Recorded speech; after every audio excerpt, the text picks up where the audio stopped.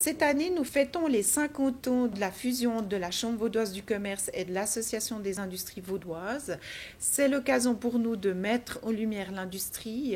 Sur ces 15 dernières années, le coton de veau a passé du rang de 10e coton exportateur à celui de 4e exportateur.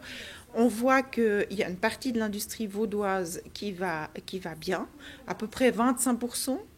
C'est une industrie qui se situe vraiment dans les secteurs de niche, qui s'est réformée, qui est très innovatrice. Ça va bien pour nous, c'est vrai, on est à contre-courant d'une certaine industrie suisse qui va qui vit une situation assez difficile.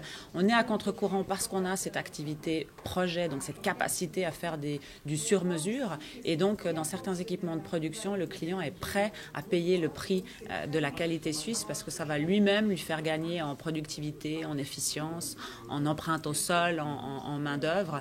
Donc, le coût de la qualité suisse et la capacité à faire du sur-mesure est un élément clé. Et les conditions cadres, je pense que c'est pas nouveau, mais ça vaut la peine de le répéter. Je pense à 3 axes en particulier. Le maintien des accords bilatéraux. Ensuite, l'accès à la main-d'œuvre européenne qualifiée. Ça aussi, c'est très important. Malgré la situation difficile que vit l'industrie en Suisse, on a toujours une pénurie de ressources dans certains domaines. Et puis enfin, le dernier point, c'est d'avoir des conditions légales et des conditions fiscales qui soient simples et favorables. Je pense que c'est un cadre qu'on a eu jusqu'à ce jour en Suisse, mais je dis attention à ne pas aller dans le sens d'une surréglementation ou d'une bureaucratie.